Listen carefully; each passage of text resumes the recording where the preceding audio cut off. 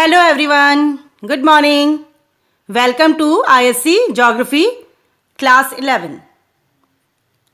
Today we will continue Chapter 5 Endogenous Processes and Associated Landforms. In today's class we will study from page number 92 to page number 98. First of all, let us go through the objectives we have done in the last class. In the last class, we have studied about endogenetic forces, classification of endogenetic forces, folding and types of folds, faulting and types of faults, landforms associated with endogenous process, that is mountains, classification of mountains, fold mountains and plate tectonic theory, block mountains, volcanic mountains, residual or dissected mountains, mountains and men. The objectives of today's class are plateaus, classification of plateaus, plateaus and men, plains, classification of plains, plains and men. First of all, let us go through the technical terms that are related to today's topic. The first term is plateau. Plateau is a flat, elevated landform that rises sharply above the surrounding area. Example, Deccan Plateau. Intermountain Plateau. A plateau which is enclosed or surrounded by mountain ranges is known as Intermountain Plateau. The example is Tibetan Plateau. Piedmont Plateau or the Plateau of Denudation. A plateau lying between the mountains and the plains or the ocean is termed as Piedmont Plateau or Plateau of Denudation. The example is Patagonia Plateau of South America. Continental Plateau. Continental plateaus are bordered on all sides by plains or oceans forming away from the mountains. An example of a continental plateau is the Antarctic Plateau in the East Antarctica. Lava Plateau or Plateau of Accumulation. Lava or volcanic plateau or plateau of accumulation are the plateaux that occur in areas of widespread volcanic eruptions. The magma that comes out through narrow cracks or fissures. Fissures are the horizontal cracks in the crust spread over large area and solidifies or cool down. Example, Deccan Plateau. Plains. A plain is a broad area of relatively flat land. Structural plains or coastal plains. These plains are mainly formed by the upliftment of a part of the sea floor or continental shelf. Continental shelf is an area adjoining the continent and the sea. Erosional plains or destructional plains. These are formed due to the agents of degradation. Some of the erosional plains are Niagara Plains in the USA and the Lorraine in France. Peneplains. These plains are formed due to wearing and tearing of hills by agents of gradation on a piece of land or a relatively flat land area produced by a long period of erosion. Example, the peneplains of the Pyrenees between Spain and France. The next term we have is monadnocks, an isolated hill or erosion resistant rock, that means very hard rock, rising above a peneplain. Monadnock, a solitary mass of rock which is 3,165 feet or 965 meters in Monadnock State Park, southeast of Keene in Cheshire County, southwestern New Hampshire, USA, A well-known example is Stone Mountain in Georgia, US. Karst plains formed from the dissolution of soluble rocks such as limestone, dolomite and gypsum. The world's largest limestone karst is Australia's Nullarbor Plain located in South Australia. Depositional plains or constructional plains formed by the deposition of materials brought by various agents of transportation such as rivers, wind, waves and glaciers. Examples are Mississippi Delta, Lombardy Plain in Italy formed by Po River, Yangtze Plain in China, Indus Plain in Pakistan. Alluvial plains. An alluvial plain is a largely flat landform created by the deposition of sediment over a long period of time by one or more rivers coming from highland, from which the alluvial soils are formed. Example, the Indo-Gangetic Plain across India, Bangladesh and Pakistan and Po Valley in Italy. Piedmont alluvial fans or bhabur, a triangle-shaped deposit of gravel, sand and smaller materials called alluvium at the foothills of mountains. Example, the Bhabur belt in Uttaranchal in India.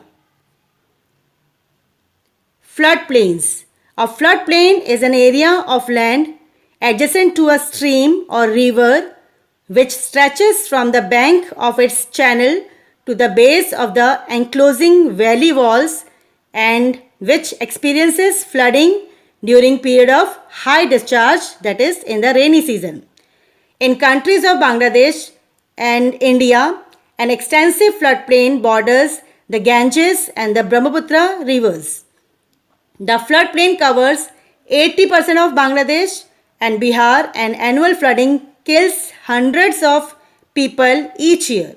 When flooding is greatest, the 75% or more of the country may be covered by water, causing much loss of life and property. Drift plain forms when a sheet of ice becomes detached from the main body of glacier and melts in place, depositing the sediments it carried. The southern Iowa drift plain is certainly the largest of Iowa's landforms regions.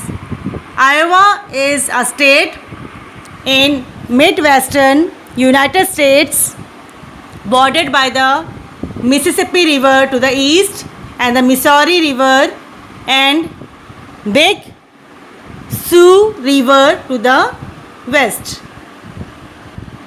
The next term is till plains. A till plain is an extensive flat plain of glacier till.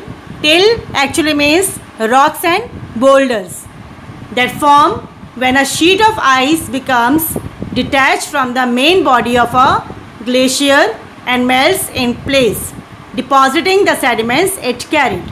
Example, glacial till plains in Ohio. It is a state in US. Marginal moraines. Moraines are actually the rocks, pebbles and sediments deposited by any glacier. So marginal moraines are the sediments deposited at the edge of glacier. Outwash plains. Outwash plains are formed in front of a glacier and are material deposited over a wide area carried out from the glacier by meltwater. Lacustrine plains. Plains formed by deposition of sediments in a lake basin give rise to old lake plain or a lacustrine plain. Example, the Valley of Kashmir. Loess plain. Loess is actually the sand particles which is deposited by the wind. A loamy deposit formed by wind, usually yellowish and calcareous, common in Mississippi Valley and in Europe and Asia. Let me tell you that Mississippi is the longest river of USA. Coastal plains.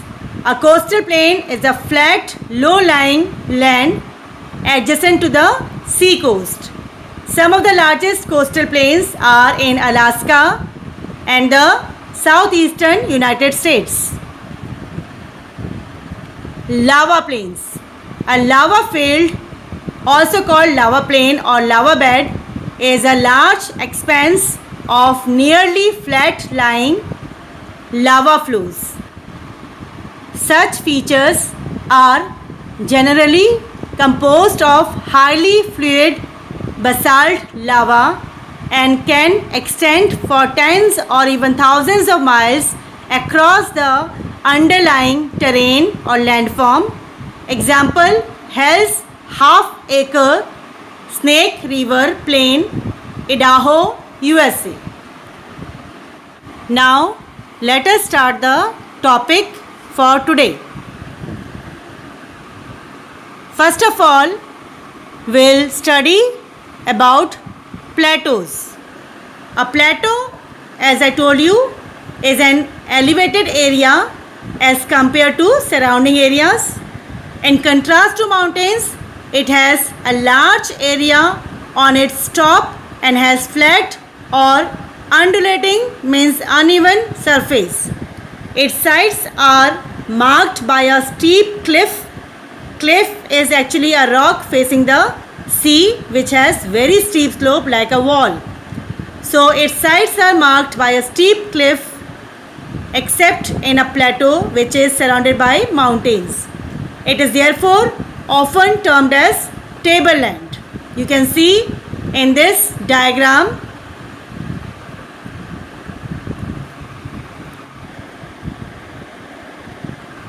according to P.G. Worcester, the plateaus are highlands underlain by uplift horizontal strata. Strata means layers. The uplift takes place along the sides of the plateau. According to A.N.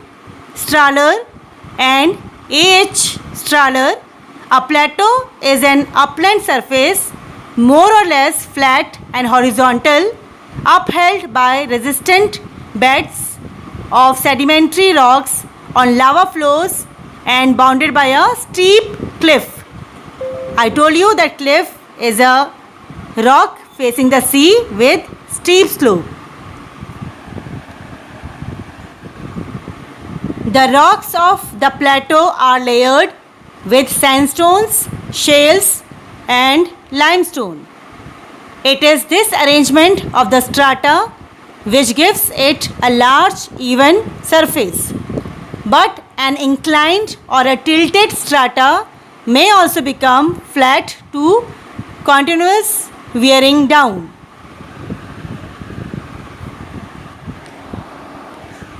The Great Deccan Plateau with a slope towards the east is a tilted plateau in our country.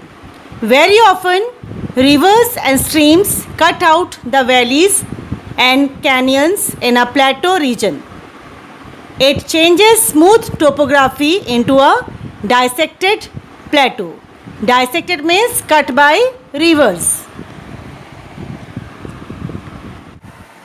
The Deccan Plateau is one of the best example of a dissected plateau.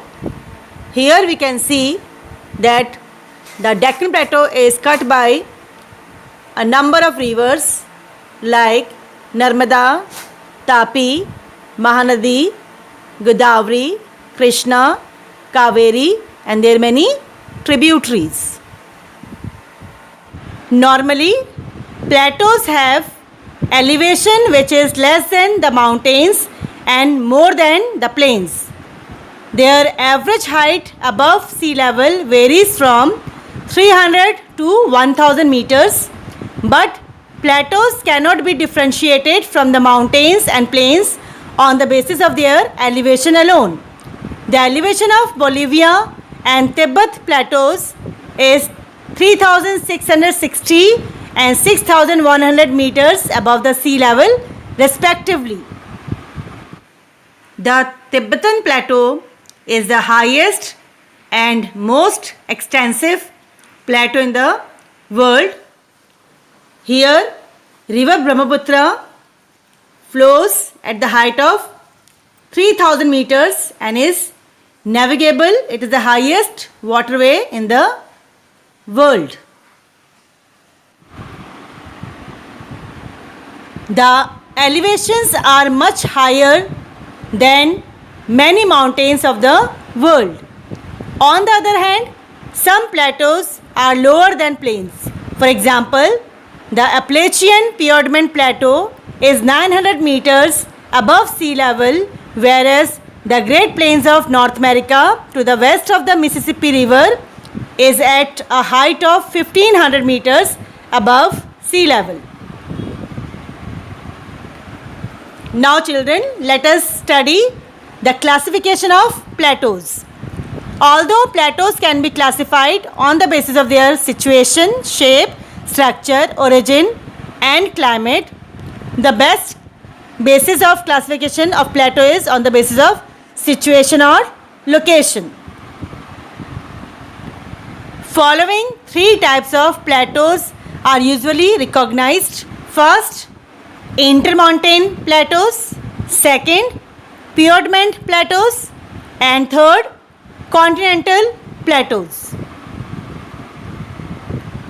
Intermontane plateaus. The plateaus which are partly or fully enclosed by mountains are known as intermontane plateaus. The highest and extensive plateaus of the world, such as Tibet, Bolivia and Mexico, are examples of intermontane plateaus. We can see in this picture that Tibetan plateau is enclosed by the mountains of Central Asia. Bolivia plateau is enclosed by the mountain ranges of Andes, and Mexico plateau, it is enclosed by the chain of mountain which are extension of Rockies in North America. Piedmont plateaus. Situated at the foot of a mountain, they are bounded on the opposite side by a plain or an ocean. It means that on one side it has mountains and on the other side it has either a plain or an ocean. The plateaus of Patagonia in Argentina and the Appalachians in United States are important example of Piedmont plateaus. The Malwa Plateau of India also belongs to this class. In this map, you can see that Malwa Plateau is surrounded by Aravallis in the northwest, Vindhyas in the south, and the Ganga plain in the northeast.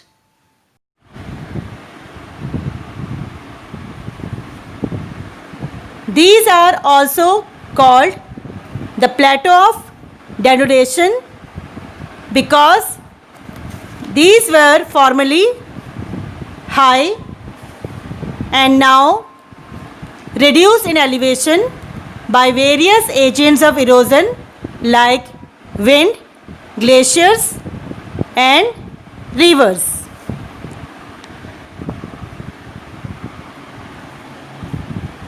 Continental plateaus. These plateaus are surrounded by sea or plains on all sides. They are the result of continental uplift and are quite vast. The plateaus of Brazil, South Africa, West Australia, South India, Greenland, Antarctica and Arabian Peninsula are important examples of continental plateaus. Their heights vary from 600 to 1500 meters. Sometimes a plain or a low-lying area is vertically uplifted and give rise to a plateau. In India, plateaus of Kaimur, Rohtas, Ranchi, Karnataka are of this type. The Potwar Plateau of Pakistan also falls in this category. A lava plateau is formed when lava erupting from the interior of the earth covers an extensive land surface. This is also known as plateau of accumulation. Maharashtra has this type of plateaus.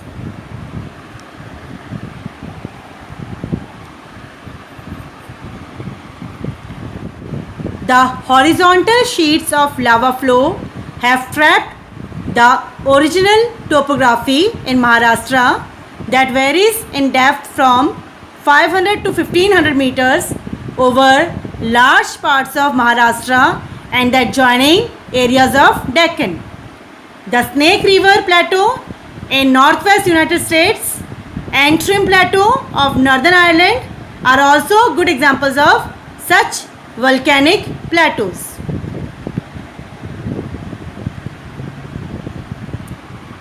Now let us discuss the importance of plateau to man. So the topic is plateaus and man. Plateaus cover about 33% of the earth's surface but support only 9% of the world's population. It is clear that the population density in the plateaus is higher than in the mountains and lower than in the plains. Plateaus influence the human life to a great extent, which is clear from the following points. Climate. Plateaus are climatically convenient areas in the tropical zone because of their cool climate. For long, higher parts of plateaus in tropical regions have provided coolness for their appearance to settle and practice plantation agriculture. The benefits are still being enjoyed by plateau dwellers in areas of India, East Africa and Brazil. Agriculture. Many plateaus of the world are surrounded by mountains or are located on the leeward side, hence they are climatically arid and semi-arid lands, means they are dry areas. Their hard rocks do not permit the use of canals and wells as for irrigation. But some plateaus have fertile soils and their climate is suited for agriculture.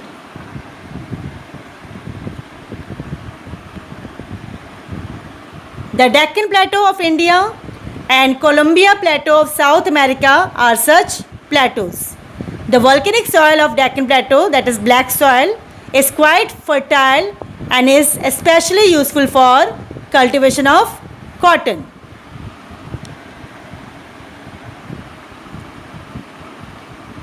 Minerals.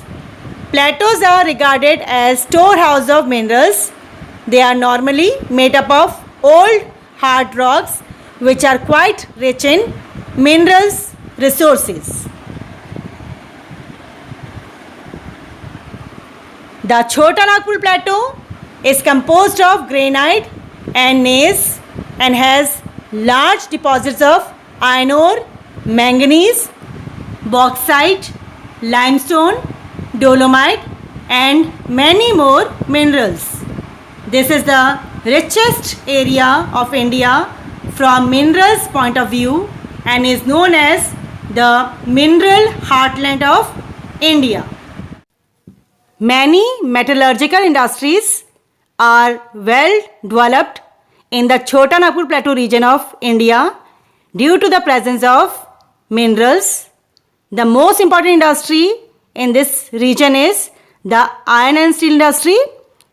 For example, the Tata Steel Plant, which is the largest steel plant of India, is located in this region.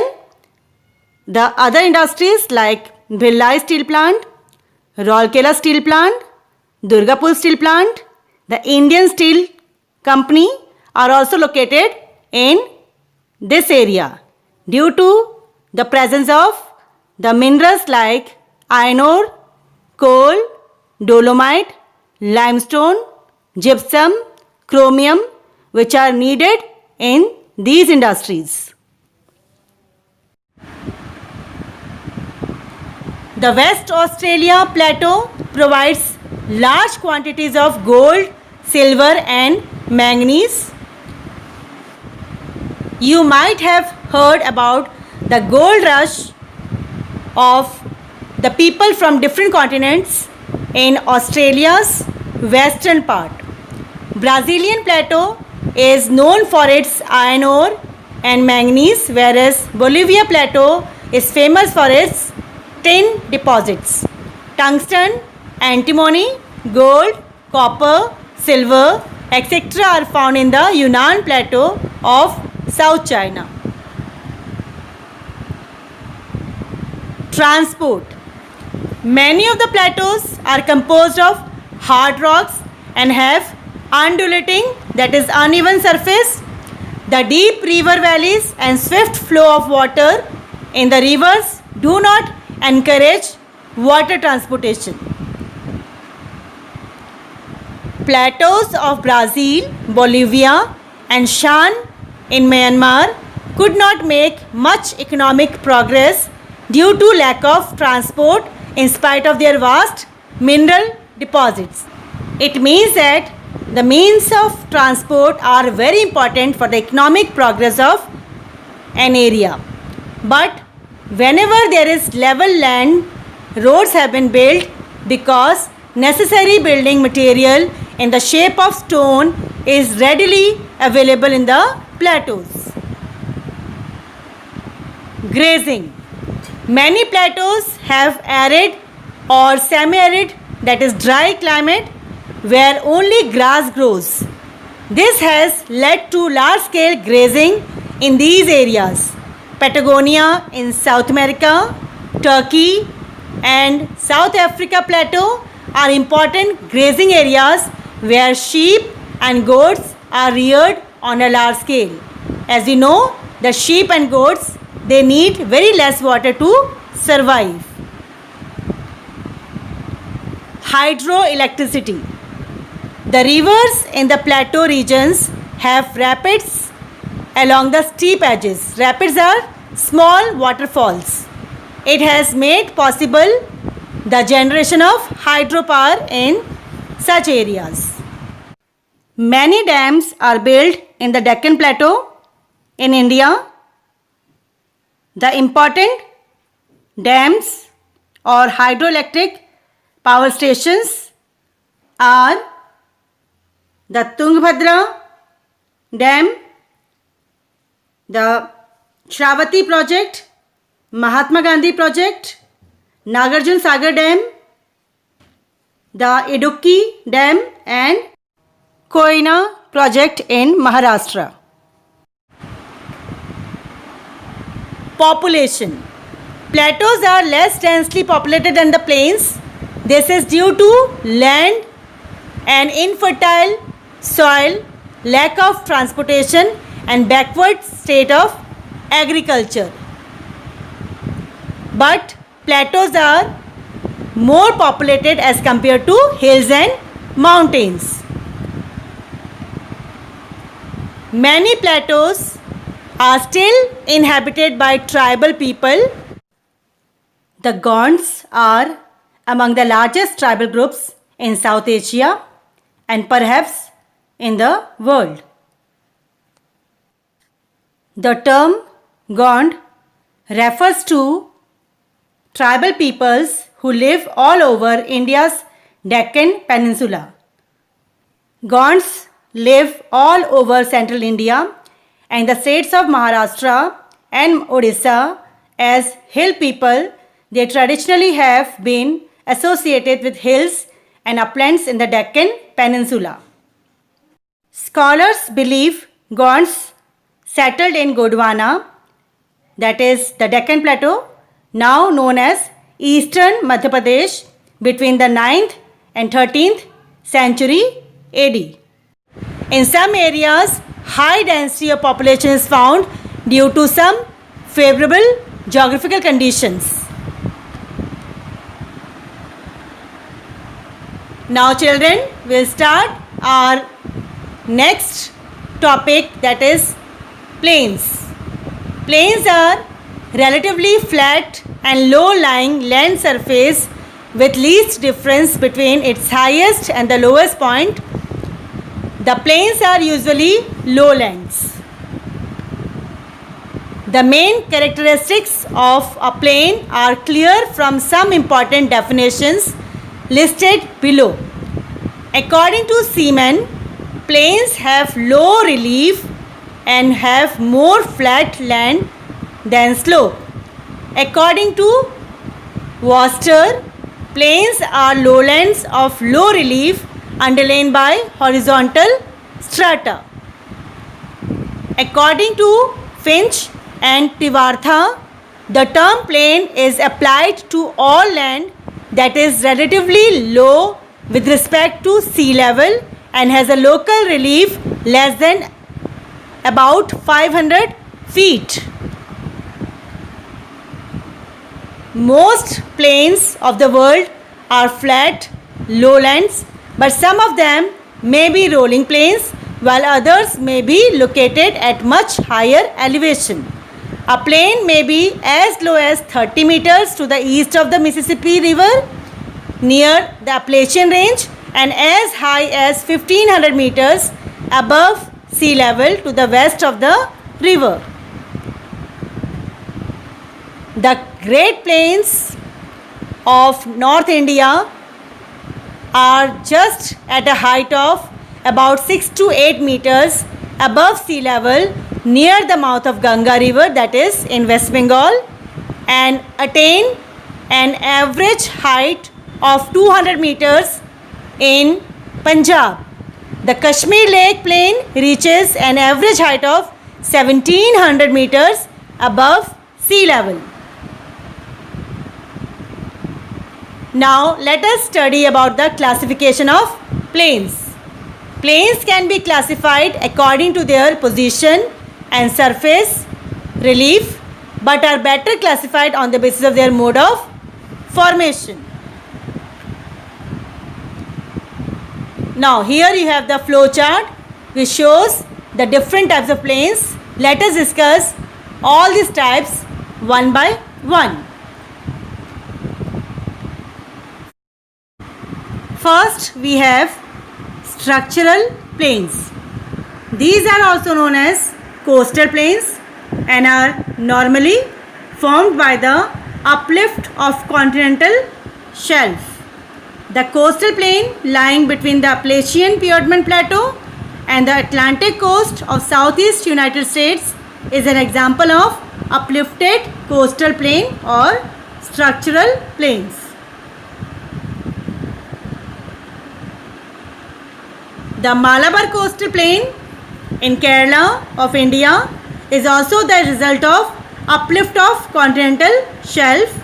On the other hand, there are structurally depressed areas which form very extensive lowlands. Structural plains include the Great Plains of Russian Platform, the Great Plains of USA and the central lowlands of Australia. Erosional plains. These places are also known as destructional plains. They have been formed as a result of erosion of some elevated tract of land such as mountain, a hill or a plateau. The erosional work is done by river, glacier, wind, underground water and sea waves. Erosional plains are of following types: peneplains. Over long ages, The higher land is leveled down into a sort of plain. The surface is hardly smooth and forms almost a plain termed as peneplain. Residue of hard rocks stand above the general level of land and are known as monadnocks. Paris Basin, upper part of Mississippi Basin and central part of Russia are good examples of peneplains. Karst plains. The underground water dissolves rocks in a limestone area. This results in the erosion of limestone area and a karst plain is formed. The plain of Yugoslavia in Adriatic Sea coast, plains of Kentucky, Tennessee and Florida in USA and the Cuban plain and that of South France are examples of karst plains.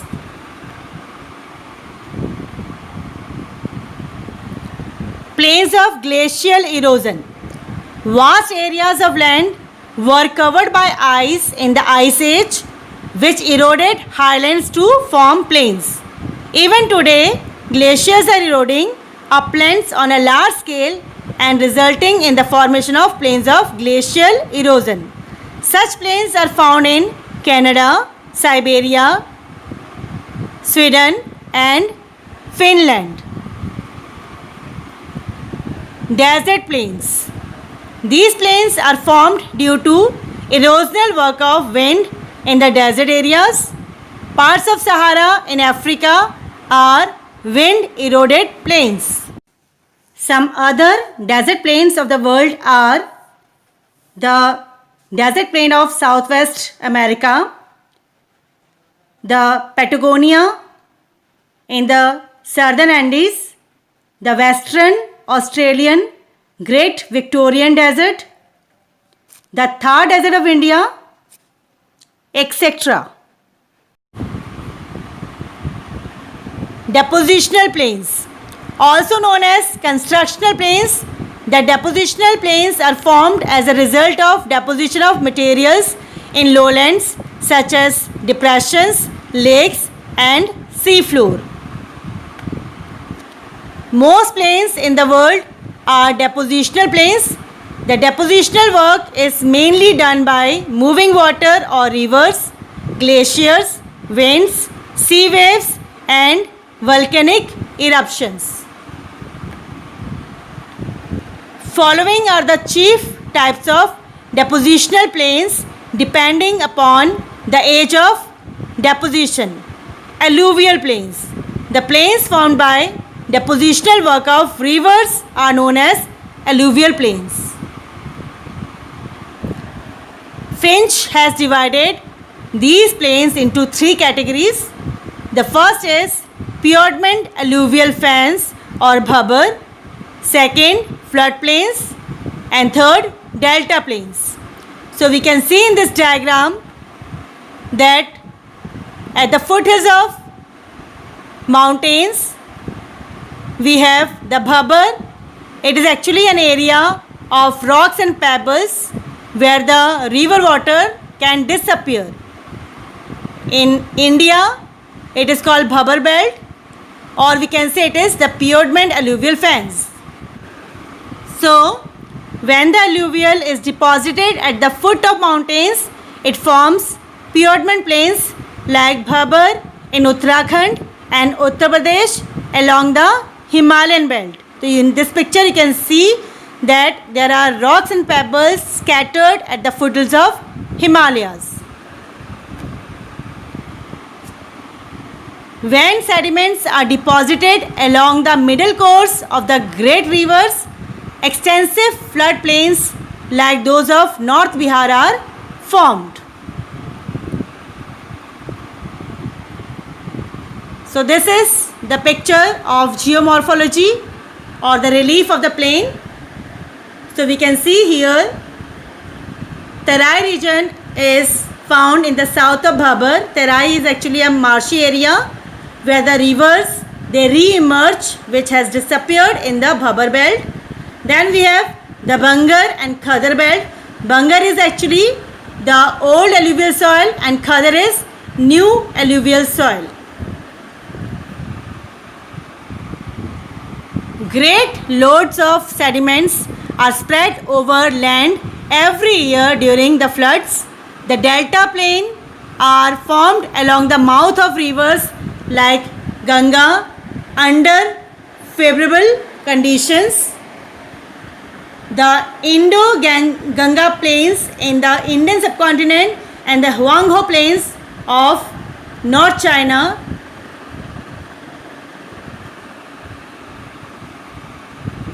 So this is the map of Asia where we have the great river valleys. We can see in Iraq we have the great plain of Mesopotamia. In India and Pakistan, Indo-Gangetic plain. Then we have the plain of North China. So these plains are formed by the sediments deposited by rivers. The Po river plains of Lombardy in North Italy and that of Nile are great examples of alluvial plains.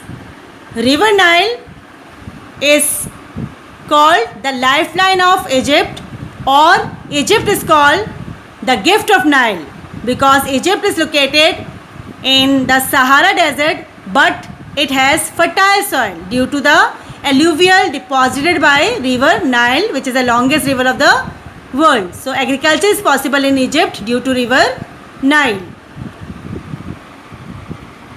Drift plains.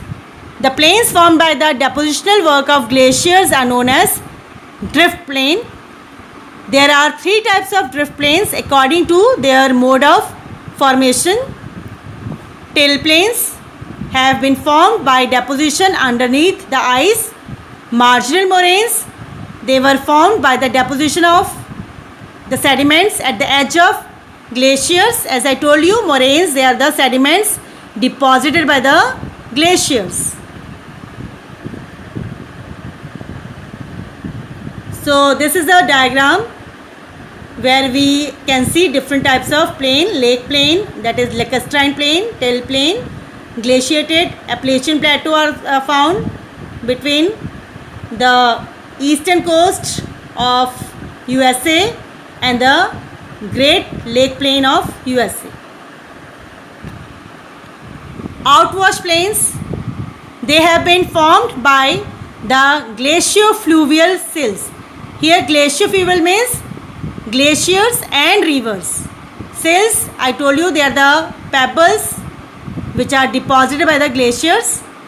So outwash plains have been formed by the glaciofluvial sills starting from the end of the melting of ice. The plains of North America and Northwest Europe are drift plains.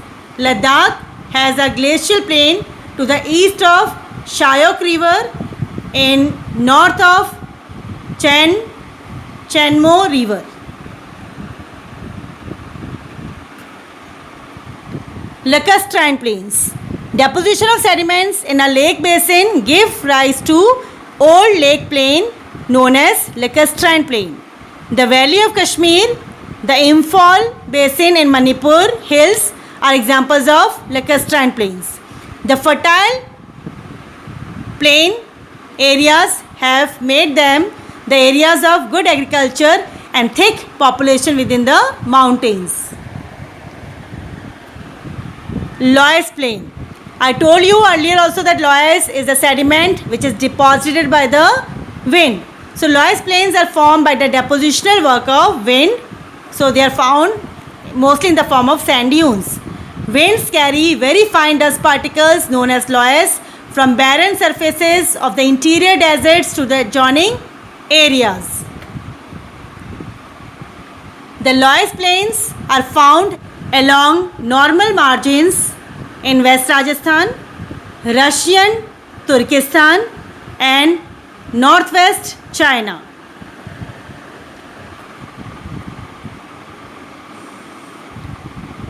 Coastal plains. The coastal plains are formed due to depositional work of sea waves which drive the beach material landwards. It results in the formation of marine swamps, mud flats, and tidal lowlands.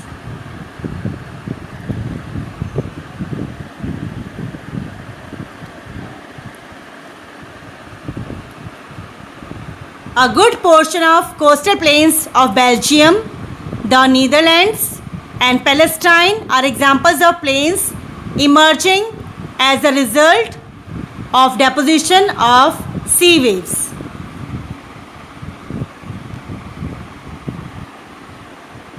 Next, we have lava plains. When the lava erupting out of volcano is thin, it spreads over a vast area and forms a lava plain. Now children, we'll discuss the importance of plains to human. So the topic is plains and man. Plains have influenced man to a great extent. Man has been living in the plains since the dawn of civilization. Many civilizations developed in the plains and they are often called the cradle of civilizations.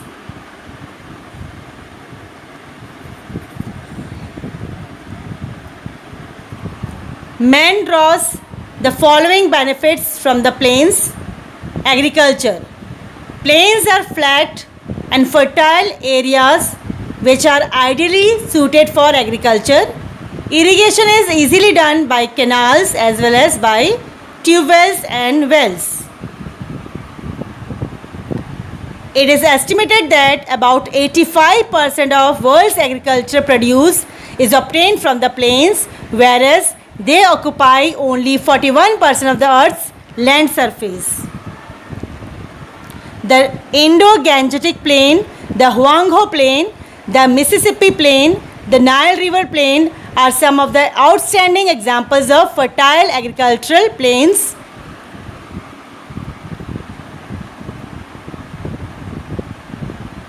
Transport.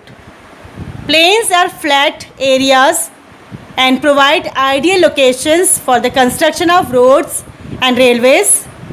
There is a dense network of roads and railways in the northern plains of India because roads and railways can be easily built in the plain area as compared to mountains or plateaus. The density of transport routes is less in peninsular plateau area and it is negligibly small in the Himalayan region.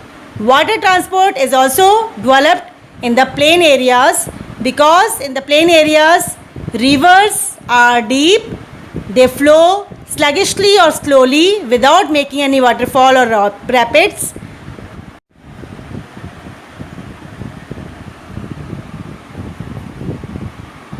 Population. Plains are mostly densely populated areas of the world. About 90% of the world's population lives in plains.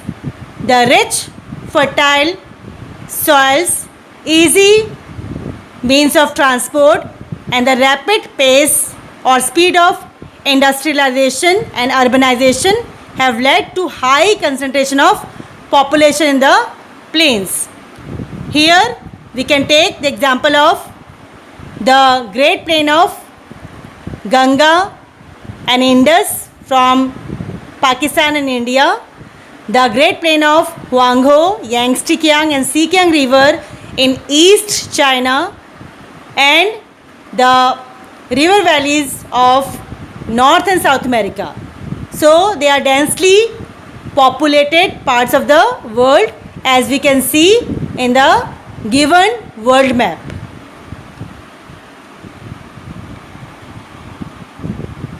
Industries. High population density and easy transport system have led to large scale growth of industries in the plains. The high concentration of population provides cheap labor and ready market. Cheap and efficient transport system helps in carrying raw materials to the manufacturing center and the finished products to the market. However, Plains badly lack in mineral resources and have to be obtained either from plateaus or from the mountains. Moreover, the plain areas, they have more agro-based industries as compared to the mineral-based industries because they are the rich areas of agricultural products.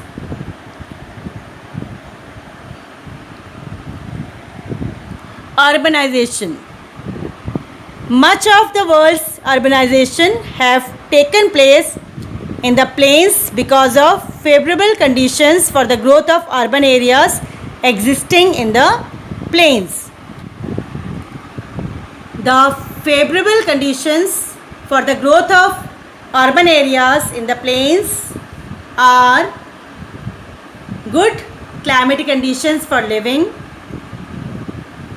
good means of transport, flat level land which has resulted in agricultural development, more and more industrial growth, large amount of water, etc.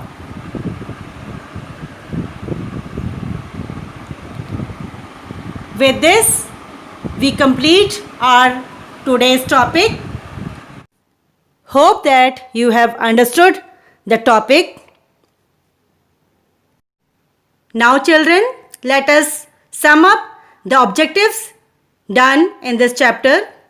In this chapter, we have studied about endogenetic forces, classification of endogenetic forces, folding and types of folds, faulting and types of faults, landforms associated with endogenous process, mountains, classification of mountains, fold mountains and plate tectonic theory, block mountains, volcanic mountains, residual or dissected mountains, and mountains and men. We also studied about plateaus, classification of plateaus, plateaus and men, plains, classification of plains, and plains and men. Now it's the time for you to take the homework. You have to solve and learn the questions given at the back. I will read the exercises and the questions for you. The first exercise is very short answer type question. Here you have to do question number 7. Which type of landform is most suited for development of agriculture? Question number 8. Name 3 mineral rich plateaus. Question number 9. Name any Piedmont plateau of India. Then we have exercise number 2. You have already done many questions from exercise number 2. From this exercise, the questions for today are question number 10. Why plateaus are regarded as storehouse of minerals? Question number 11. Why man's occupation of plain is the oldest and most intense? Then we have exercise number 3. Long answer type question. From this exercise, you have to do question number 4. Define a plateau and classify plateaus according to their situation. What effect have plateaus on human life? Question number 5. Define a plain. Classify plains according to their origin. Why plains are ideal for human habitat? From map work, show the following on an outline map of the world. Here you have to show number 6, the Indus Ganga plain. Number 7, the Brazilian plateau of South America. Number 8, the Arabian plateau. Number 9, Peninsular plateau of India. And number 10th, the African tableland. You have to write the answers of the following 4 questions in your fair copy. The questions are: define a plateau, classify plateaus according to their situation, explain each with examples. Question number 2, define a plane, classify planes according to their origin, explain them with examples. Question number 3, explain the importance of plateau to man. Question number 4, why are plains ideal for human habitat? Children, you must read the chapter from page number 87 to page number 98. You must go through the school link and YouTube link given in your homework. We will very soon meet in the next video with a new chapter and new topic. Till then, take care. Thank you all.